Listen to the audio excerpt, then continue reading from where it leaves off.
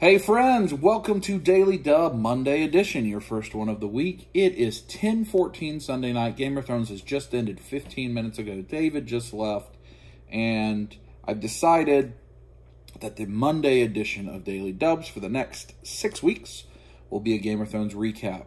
So I'm going to talk a little bit, but there's going to be spoilers, but I'll give you a little bit of a preface beforehand. So on Tuesday, tomorrow, as you're watching this, you'll get Meet James from Meet the Dubs. The Meet the Dubs is going to go on a hiatus for a while, as we're going to have Game of Thrones recap. We're going to have in-game stuff, and I just don't have any other films. I would like for you to meet Adonis and meet my brother-in-law Mike, and meet some of the other spouses, but that's a little harder to get film with some of them, as I don't see them quite as often, or when I do, it's not in a setting for that. So look for more Meet the Dubs in the future, but enjoy Meet James tomorrow. Also, on Thursday, Friday, and Saturday coming up, Wednesday you'll get a trailer. Thursday, Friday, Saturday, you're going to get on this feed, the Daily Dub feed, a brand new 3-part episode called Delightful Dub Ventures. I'm not going to tell you any more about it. I want you to tune in and watch it. I think you'll enjoy it. It's a 3-part series. We're really looking for some feedback to see if you like it. If you want more things like it, let me know. We've worked really hard on those 3 episodes, so I think you'll enjoy it. So I hope you'll check those out, again, on the Daily Dub feed. Then Wednesday, you'll get a trailer for the new Dub Life. Next Sunday, obviously, a episode of Dub Life. I am finishing up an episode of Dub Life this week as I go to Phoenix. We've had a fun weekend so far on Dub Life, so you'll see all that in a future episode. So that's kind of what's going to happen on the channel. But again, Mondays are going to be Game of Thrones recaps, and I'm probably even going to throw them up just after, midnight Eastern on Monday morning, so that people that are looking for recap episodes can find it if they want to. If they want to hear what I have to say, which if you do, you do. If you don't, you don't. So now, this will 100% be very chock full of spoilers. Very full of spoilers. What it won't be, to my best, is full of spoilers from future episodes. I'm going to try not to talk about things that have leaked. I'm trying to stay away from those myself. Things that were from the books that maybe haven't come out. The trailer for the next week, other than just kind of briefly mentioning it. Any behind the scenes, anything like that that I may have watched. In fact, I haven't watched any of it yet. I'm not going to talk about in this feed. It'll just be talking about the actual episode and any episode that's aired today. So there's your warning. After this, it's all going to be spoilers. If you don't want to get spoiled on this season premiere episode, which is what, season 8, episode 1, then I would recommend you not watch any further, because we are going to go spoiler, spoiler, spoiler, spoiler, spoiler, spoiler, spoiler. Okay, so now that we've covered that, let's talk about the episode. First of all, I had goosebumps when the music hit. It was a brand new set of credits. The credits are always important in Game of Thrones, as they kind of show you the places that are important to that episode. They had different places. It was just redesigned, of course. Everything's going to be bigger and better for the final episode, final season, I mean. And so the credits are really good. They gave me goosebumps. Again, I've been consuming A Song of Ice and Fire since I was in high school, basically, almost 20 years. So I'm really excited for this. So the credits were good. I got to watch it with David. That made me happy. So, again, I was ready. And I will say this at the onset. I could have watched the entire season straight through and just dealt with work later. Just drink Red Bull and go to town tomorrow. I could have watched straight through. I didn't look away. I didn't look at my phone once. I didn't look at anything else except for Game of Thrones for this entire episode, which there's nothing else that really makes me do that. It was a tremendous episode. Not a big action-packed filled episode. But if you are a long-time consumer of this product, huge moments happened. Things that you've been debating about long before there was social media, in message boards, AOL, instant message chat, whatever you were doing it on. So that was cool to see. Let's just walk through the different segments. So it started off with Daenerys and her army, with Jon and the dragons and the Unsullied and the Dothraki hordes making their way into Winterfell, where Sansa met them, welcomed them. She said that Winterfell was hers to the queen. You could tell that there was some uncertainty with Daenerys. That's going to be a big theme of this episode, is a lot of distrust for Daenerys. the people out there that have a certain, I don't want to go into spoilers that aren't part of the show, but there are people that believe a certain thing about Daenerys in terms of the big picture. There's a lot of power for that argument, if you know what I'm talking about, in this episode, the way that it was written. But anyway, they arrived in Winterfell. It was a grand assortment of folks, and I thought that was really cool. So the big dynamic here is the family relationships between Sansa and Jon, and then Daenerys and Jon, Daenerys and Sansa. You had the moment where Lyanna Mormont's upset that Jon had left the post, wasn't the king anymore. And, you know, it's just disgruntled. They don't know who to serve. You also had the really nice moment with Jon being reunited with Bran, which was cool because, you know, anytime Jon reunites with one of his siblings, one of who he thinks is his siblings, I think it was a cool moment. So it was good to see him with Bran. It also made me laugh because, oh, he said, "You're a man now." And Bran's like, "Almost." And Sansa just gave this look like, I don't know, he's crazy. He's a weird dude. He got something going on.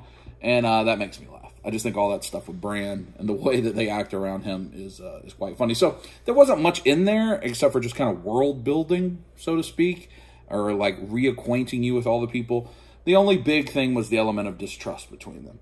So then we go to King's Landing. You've got Euron Greyjoy arriving with the Legion, with the Iron Fleet. I think it's the Gold Company, an army, basically a hired army of mercenaries to serve Cersei. And basically all he wants to do is sleep with Cersei. His whole mindset is he wants to be with the Queen so that he can rule. And the stuff with Euron and Cersei was pretty funny in this episode.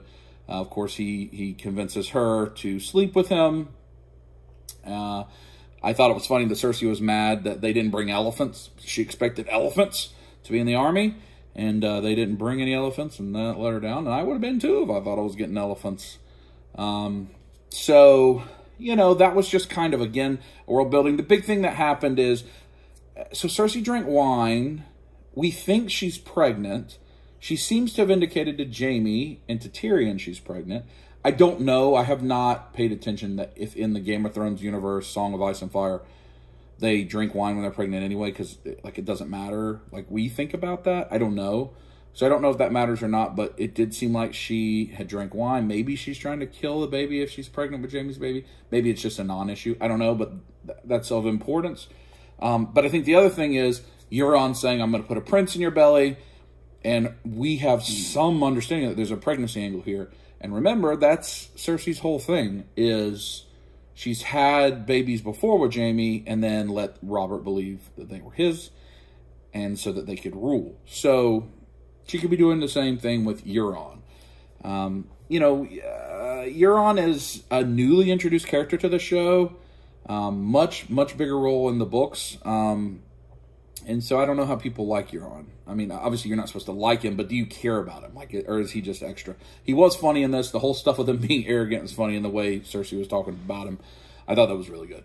So then the next kind of major segment, and I did not take notes while I watched it. I was everything down watching it, so I just trying to recall this. I wrote notes afterward to see if I could remember it all. So if I missed stuff, I'm sorry.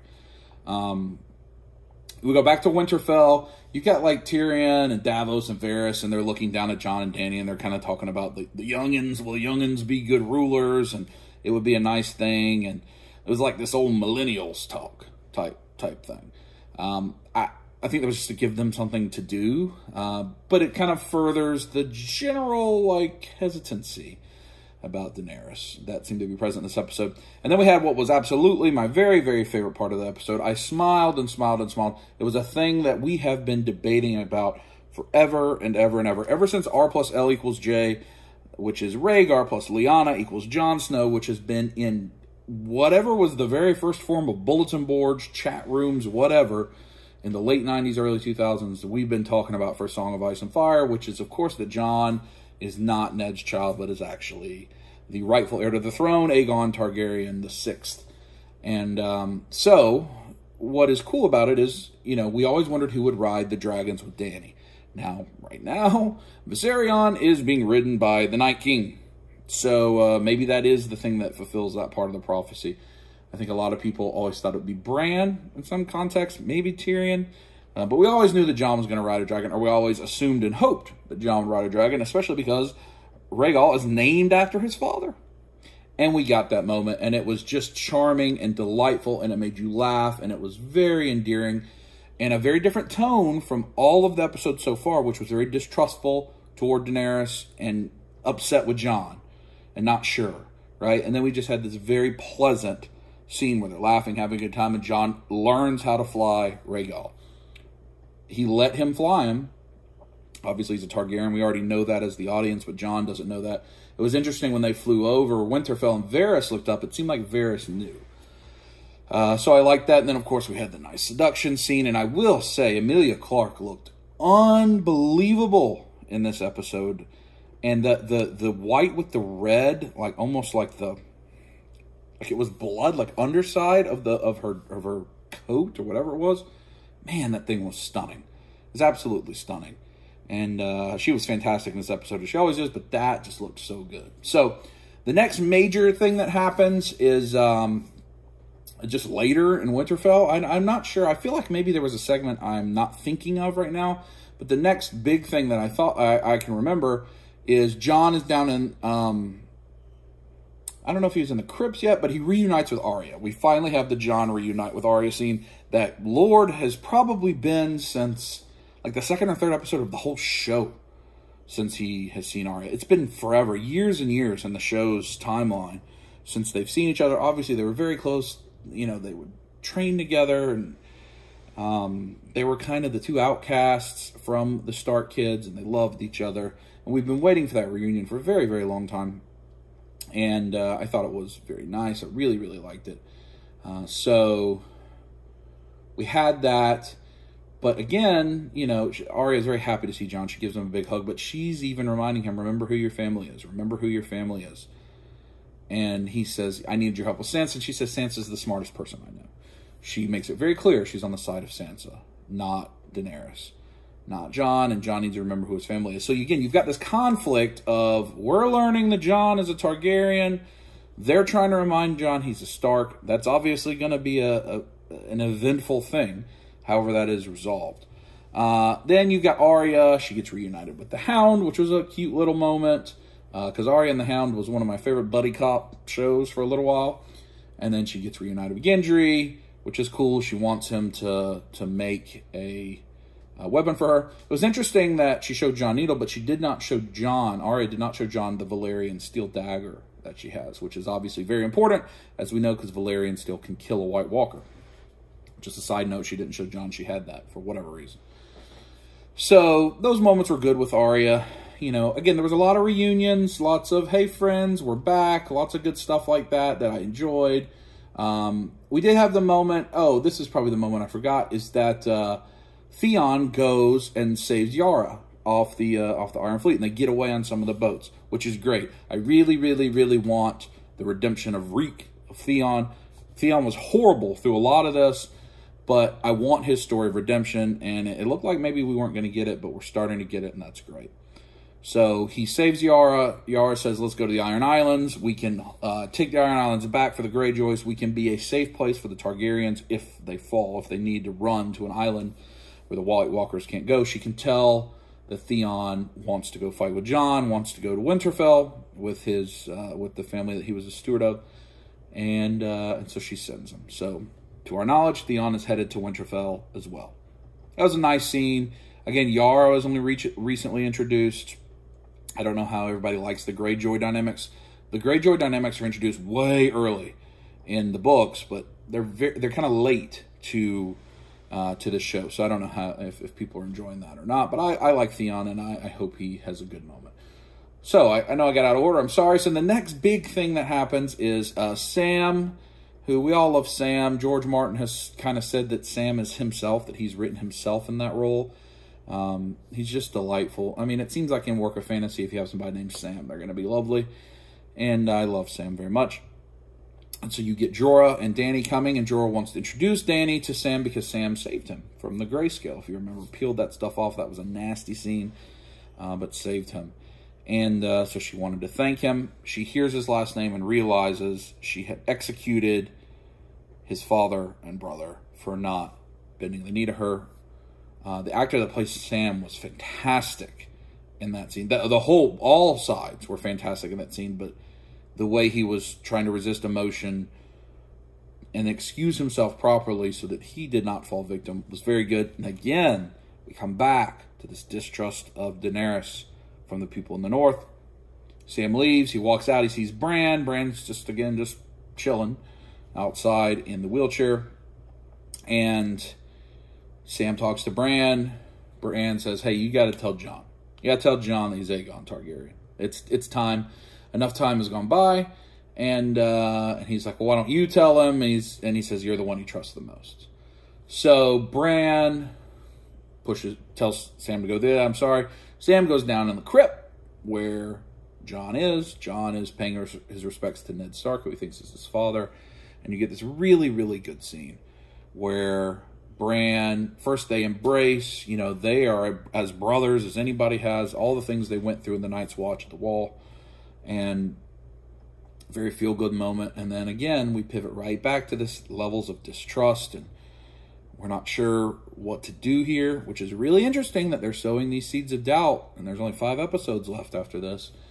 And he talks about, did you know that she executed my father and my brother? Would you have done the same thing? I've seen you spare men. Jon says, I've also executed men, but I've seen you spare men. You spared all the wildlings and they didn't bend the knee. And Jon's saying, I wasn't a king. And Sam says, but you are. You've always been a king.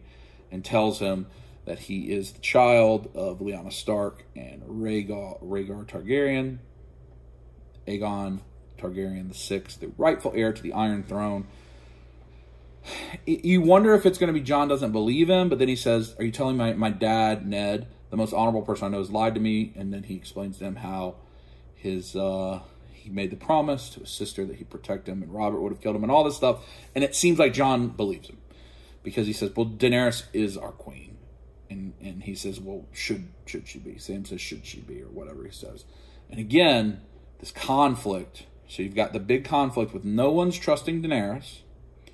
Daenerys taking steps that are very conqueror. And remember, the history of the Targaryens is that they were ruled by force. They used their dragons to make everybody do what they wanted them to do. They weren't necessarily the most benevolent leaders. And you've got Jon questioning it all now more than ever, on tilt, really. Doesn't know who his family is, what's going on. His whole life confusing. It's obviously going to be a humongous thing that continues through these next 5 episodes. So, very good. I thought it was very good. Lots of good moments. We didn't get very much of Brienne. There is a couple final scenes. So we got Tormund and Beric Dondarrion. It's great. Tormund didn't die when the wall came down. They seem to be out on like a scouting mission. They're trying to get to Winterfell. I think they're trying to figure out what the Night King's army is.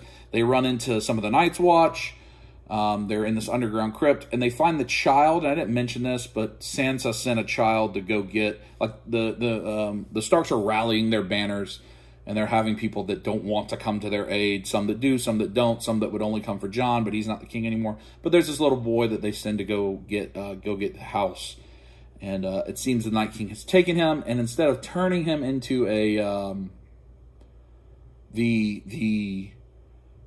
White Walker, he's actually just killed him and like stuck him in the wall with a sword. He does reanimate. Beric lights him on fire with his sword from the Lord of Lights, and to me it seemed like it built the Targaryen sigil. All the little spirals felt like the Targaryen sigil of all the dragons' heads. It lit on fire. When that thing reanimated, it was very creepy. And it feels weird because I'm not used to the Night King send messages. But I guess he has, because he did do the come at me crow moment to Jon Snow. So that was a big message. And then the final scene is Jaime arriving in Winterfell. And what a good scene with no word spoken where he sees Bran. Because remember, he pushed Bran out the window and put him in that wheelchair. Very, very, very long ago. I think that's the first episode. So, really good scene there, and that's where it ends. So that's kind of the recap. My thoughts, I know a lot of people may be like, well, where was all the action? You know we're going to get a lot of action. I believe they've said that there is one episode that is the longest uninterrupted fighting scene in on-screen history. Of all things, movies, TVs, anything. We're going to have lots of fighting. We don't have to worry about that. I'm actually glad that they gave us a lot of the reunifications we haven't seen. People seeing each other for the first time in a long time. Feel-good moments. here's all your friends, here's all these characters, but also sowed the seeds for the plot. We got to see everybody, even though, you know, Tyrion didn't do a whole lot. He just had random dialogue. Brienne did practically nothing, but I imagine she'll be big in the next episode because Jaime will be there. You know, we had the mountain being the mountain, but we got to see, the scene with Bronn is an important scene I didn't talk about, where Cersei's basically told Bronn he needs to go kill Tyrion. And I think she said both brothers with the crossbow that Tyrion used to kill Tywin, their father. So that's going to put Bronn in an interesting position. That was a funny scene too, because Bronn's always funny. But so they've set up a lot, and there's a lot to go forward on, but we still got the Night King battle, but now we've got Cersei, and what is she doing? Because we don't really know. We've got the distrust of Daenerys. We've got Jon figuring out who he is. What's Jaime's role going to be? Everybody's coming together, and I thought it was really good. I am obviously jaded, rose-colored glasses. I love this thing more than about anything other than Lost in television history, other than Tolkien and books. It's my number 2 so it's, you know, and probably my most anticipated thing ever. And so I thought the episode was great. I had goosebumps so much. I looked at David. I could watch the whole 6 episodes right now, straight through. And I know I've already said that. I could, no doubt, right now. Not look away, not get tired, not need a break. I could have done it. I thought it was really good. So a lot is going on. In the comments, tell me what you think. What did you think about this episode? Do you have any theories or plots that you want to? Or I'm just going to try to enjoy it, but the plots are interesting. Tell me if you like this kind of recap. I hope you do. Continue to watching all the stuff I said was coming. I hope you have a wonderful Monday now. Squeeze it.